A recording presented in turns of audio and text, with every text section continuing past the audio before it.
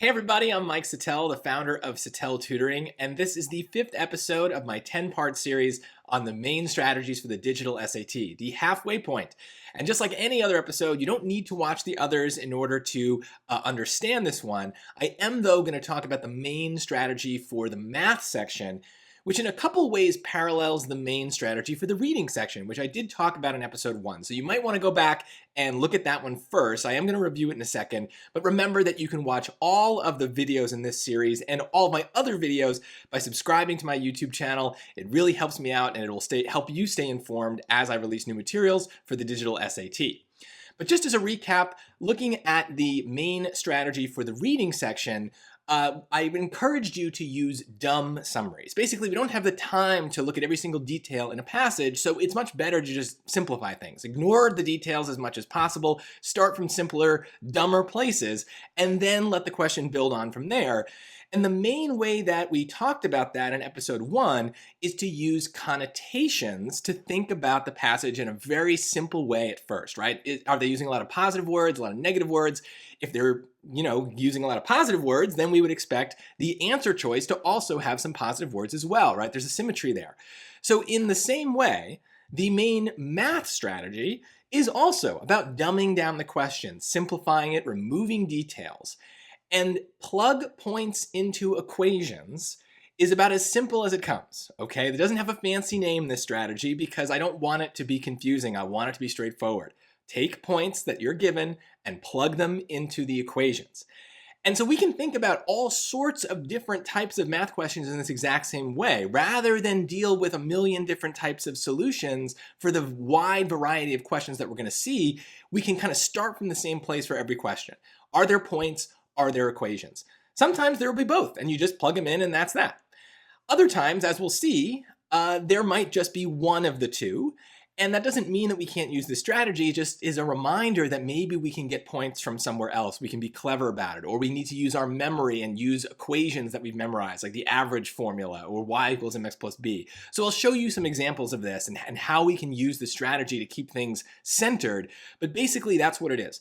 Plug points into equations is an excellent way to frame every math question the same way so that we're kind of starting from the same place. And if you're not good at math and dealing with all the wide variety of situations you might see, this is a really great way to just stay centered on one idea throughout the entire test. So let's start with a very straightforward example of what this would be, okay? The graph of the linear function f in the xy plane contains the points 0, -10, and 8, 38. Which equation defines f where y equals f of x? So this is some pretty standard stuff. They want us to build a linear equation. So look, the first thing I would notice is I've got a bunch of equations in the answer choices. So remember, answer choices are just as much a part of the question as the question itself. So we can't ignore those. So that's where I'm getting my equations. And then I see some points, so I'm just going to pick one of them. Let's do the simple one, 0, -10, right? 0 is a nice, easy number. And basically what I would do is just go down the line of the answer choices and substitute 0 in for all of the x's and hope that I got -10 as the y. So some of you are going to set this up a little differently, but the way I do it is, since the left side of the equation, the f of x, is very straightforward, I'm just going to kind of leave that aside for now and focus on the part that has all the stuff going on, and that involves the x. So I've put 0 in for x, 8 times 0 is 0, 0 minus 10 is -10, and -10 then is the f of x, is the y that I was supposed to get. So it checks out, great. But I need to test every single answer choice. If we have multiple equations or multiple points, then we need to try everything, because sometimes multiple answers will work. And so sure enough, if we go to choice B and do the same exact thing, 6 times 0 is 0, 0 minus 10 is -10, so that also gives us what we want. Let's just do it for the other two choices. If we do C, we can see that we actually get 86, which is a different y coordinate than we would want, so that must be wrong. We can cross that out. Same thing happens in D. We get -90, different number, so that's wrong. So at the very least, just by plugging this point in, we were able to eliminate two answer choices. So from here, I would just recognize, well, I did the first point, and it got rid of two answer choices, so maybe if I do the second point, 838, I'll be able to get down to one answer. And now, since I've already eliminated C and D, I just need to do A and B. And so if I put 8, my new x coordinate, in for the x in the equations, I see that only choice B gives me the y coordinate I want, right? So 8 times 8 is 64, minus 10, that's 54, but I want it to be 38, and sure enough, in choice B, 6 times 8 is 48, minus 10 is 38. That's exactly what I want. So look, this is, in my opinion, the best way to kind of show you what plug points into equations. Feels like, looks like, you know, we have both things. It's very obvious we have both things, and the work is going to look like this. And remember, on the digital SAT, we don't have like a way to write on the question itself. So we're going to have scrap paper, and we're going to have to write this out. So I think this is a very comprehensive way of sorting through all this information so that we don't make a careless mistake. But some of you might be looking at this and saying like, well, I could have done this much more easily. Like, I know how y equals mx plus b works, and that's what these equations are. They're equations of lines. So you might be thinking, well, I can kind of find the slope of the line. There is a formula for that, and then I can find the y-intercept. Great, I'm happy for you. Those things might be a little faster here. I do worry about them in certain ways. For example, the slope formula, which we can use when we have 2 points that lie on a line. We can use the slope formula to find the slope between them, which would then be the m portion of y equals mx plus b. Well, that's a formula that's got some risk involved, right? It's easy to confuse the y's and the x's and put them in the wrong place. It's got negatives built into it, and then we've got negatives in the points, so there's some kind of chance we might lose a negative there. And so, you know, it's a risky formula, and maybe it's only a 3% chance that you mess it up, but to me, that's kind of high. Same thing with y equals mx plus b, thinking about the b portion, the y-intercept, right? We can see from the points that we're given, hopefully, that 0, negative 10 is a y-intercept. And then that should appear as kind of like this little last add-on piece of the equation. So only a and b would make sense right from the start, just thinking about the point 0, negative 10. These are all valid ways to get this answer. But I hope you recognize the difference between those ways of solving it and the way that I chose, the plug points into equations way. With the thinking about y equals mx plus b or the slope formula, we're doing a lot of algebra. We're thinking about math conceptually, sometimes a little abstractly, and that's where errors tend to creep in, when we kind of are thinking about math instead of doing math, right? And that's what my work shows. That's what math looks like when we're actually doing it. We have numbers, we're using PEMDAS to kind of work them through and simplify things. There's no variables anymore, right? So it's a little bit safer. And I certainly think as you go through a section and you encounter more and more of the tricky questions, you're going to want to shift your strategy more and more to plug points into equations and try to avoid that conceptual thinking that can get us in trouble. So let me show you an example of why I think conceptually it's kind of risky to think about formulas and not do math and think about it instead. So here's a question. I'll just read the question part. We got an equation to start. The function f is defined above. The y-intercept of the graph of y equals f of x in the xy plane can be written as 0k, where k is a constant. What is the value of k? So for some of you who don't like math very much, this might just sound like a different language, okay? So I get that. This is a lot of extra stuff, but when I read this, I only really see two things. I'm given an equation, I'm given a point. So my dumb summary math strategy brain is just like, well, points and equations, plug points into equations. So I'm definitely going to do that. Even if they hadn't said the point 0k kind of like a coordinate, we still should know that they're giving us a point, or at least they're talking about a point. Anytime they use the phrase y-intercept or x-intercept, we have to immediately think, oh, they're giving me a point, or at least half of one, right? If it's a y-intercept, we know the x-coordinate is always 0. If it's an x-intercept, the y-coordinate is always 0. This is something you need to memorize, and it does work with the plug points into equation strategy. There's no way around it. The SAT loves intercepts. We're going to use them a lot, so we need to understand it in that way. Now, if you're thinking about this equation conceptually, you might be like, oh, kind of reminds me of y equals mx plus b, which we talked about in the last question, right? So the b was the y-intercept, that's the part at the end, and so -1 is the part at the end, so that must be the y-intercept. No, that is a trap. That is not what's going on here, okay? That's what they want you to think is happening, but that's what happens when we just think conceptually about math, is we kind of fall for these traps. And so you might be like, oh yeah, okay. It's not y equals mx plus b. I can see it because the x is actually an exponent. So that's different, right? A line doesn't have an exponent. So if the x is there, that's an exponential equation. And I know how those work, right? So those, the number in front of everything, that's the y-intercept. So the y-intercept in this case is 9. No, no, that's also a trap. This is a classic example of how the SAT makes things hard. They take stuff that kind of works with what you've learned in school, that looks a little familiar, but they twist it up in slight ways, hoping that either you're not smart enough to notice or you're just too lazy to notice, and that's where we get in trouble. So if you pick A or C here, it's because you're thinking about math and not doing math. But doing math here is so simple. We have a point, we have an equation, plug the point into the equation. And when we do that, right, the x coordinate is 0. So I put that in there in the exponent. And then k kind of represents the y. So I kind of replace that with the f of x. So now it's just a matter of simplifying. 2 times 0 is 0. So our exponent is actually 0. 4 to the 0 is 1, right? Remember that any number to the 0 power is 1. That's an identity that we need to know.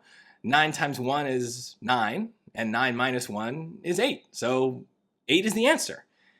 That is doing math, okay? That is how we avoid traps. And if we do that and we just, do all the arithmetic right, then we recognize that we didn't even think of A and C as potential answers, right? They weren't even traps for us. The math just proved the answer definitively. And that's really what we need to think about with the SAT. Again, they're going to twist things up in ways that are subtle, and we have to be ahead of the game and make sure that we're not falling for those traps. Plug points into equations gives us a way to come back to arithmetic, which is the kind of math our brain really likes. It's got numbers, it's got solving. Algebra is risky. Conceptually thinking about formulas is risky, right? If you are not writing something on your scrap paper for a math question, you should sense that maybe you are falling for a trap, okay? Plug points into equations is a way to just kind of keep bringing us back to very simple stuff. And notice it didn't really matter all the other math jargon that came up through in this question, right? K is a constant, it's in the xy plane, f is defined above. All this stuff doesn't really matter for us solving the question. It's just there to kind of make you scared. And so plug points into equations is another way of just being like, ignore those details. We have a point, we have an equation, plug it in and see what happens. Let's look at a slightly different example where things get a little bit more complicated, okay? So in this case, it's obvious that I have equations, right? The answer choices are a bunch of equations. Technically, they're inequalities, which does add a little bit of a complexity, but I think of it the same way, right? I have something I can plug numbers into, but I'm not given any points, at least not in the same way I was on the previous questions, right? So how am I going to use this strategy? Well, the real way to use it is that it always gets us to ask the same two questions at the start of every question, right? We say, do I have points? Do I have equations? Yes, I have equations. I don't have points, but maybe I can get them from somewhere, right? So now I have a task, a goal. And luckily, whenever we have a graph, we're pretty much always being given points.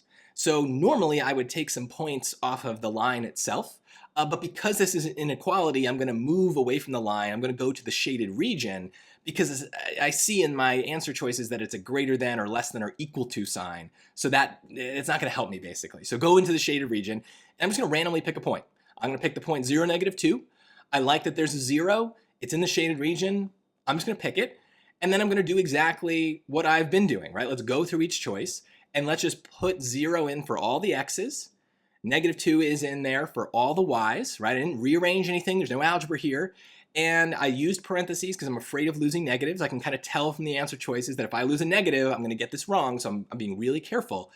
And then when I simplify the left side of each inequality, I kind of can tell whether it's an inequality that makes sense. And only choices A and D give me things that make sense, right? 2 is greater than or equal to 0. That is true.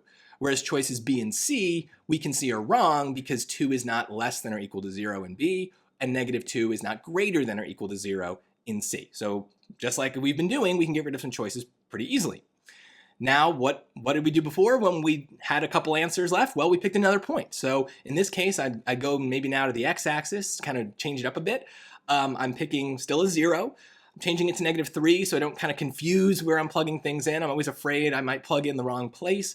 But now I'm just trying choices A and D, and the same thing happens, right? I plug in -3 as my x coordinate, 0 is my y.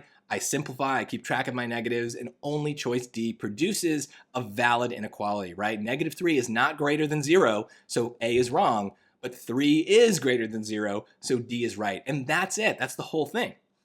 Now, maybe we could have done this algebraically by taking each of those equations and rearranging them into y equals mx plus b form, and then comparing the slope and all that stuff and thinking about the inequality and the direction. But again, those negatives there, I can tell if I lose a negative, that's game over. And negatives and inequalities kind of interact in really annoying ways. So there's just so much more risk thinking about this algebraically. I would rather just let the numbers prove the answer. It's so much better to just see your work, prove your answer, then you're confident you can move on.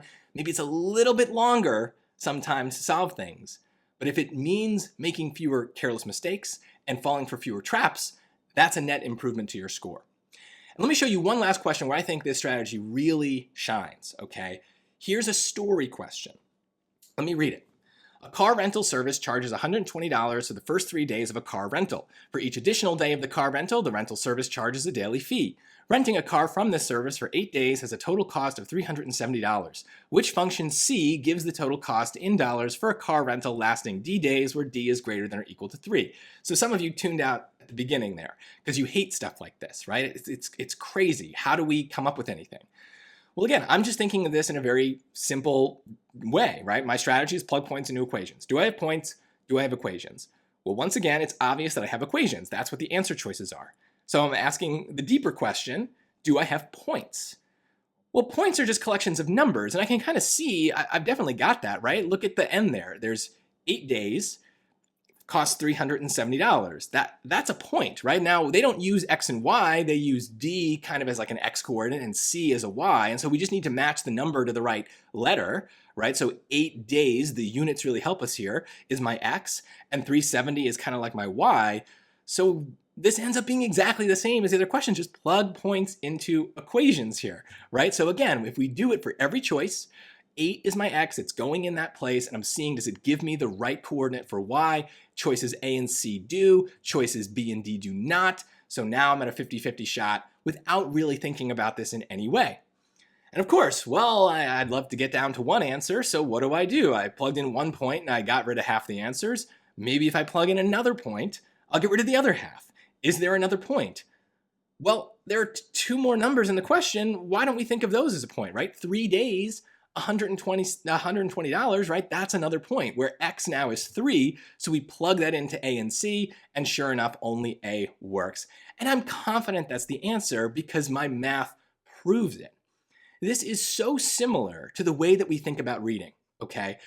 Or I should say it better. This is very similar to how a lot of you think incorrectly about the reading, right? So what a lot of people do for the reading section is they get this passage and they read it, and maybe they have to read it twice, and they try to come up with a summary of the main idea, whatever it's about. And then they go looking for that summary in the answer choices, forgetting the most obvious thing here. These are multiple choice tests. The answer choices are summaries, right? Don't write your own summary and then look for it in the choices. Use the 4 summaries that they give you and test whether or not they make sense in the context of the passage. That's the main reading strategy, dumb summaries. The same thing applies here, right? Rather than read this story, this passage, and write our own summary of it, our own equation that captures what's going on, we just realize that we're given 4 answer choices, 4 summaries of the story. So what we're doing is we're testing whether those summaries are accurate representations of what's going on. And the way to do that in math is to plug points into equations. It's so much easier. It's so much less psychologically demanding, right? We have willpower here. We can only be doing math for so long before our brain starts to turn to mush. And so this keeps it simple. Rather than trying to understand the story and get everything right in the right place, we end up just kind of like saying, I don't care why the equation works. I'm just going to test whether it works. And that's the thing, is I don't really look at choice A now and say, oh yeah, that's obvious.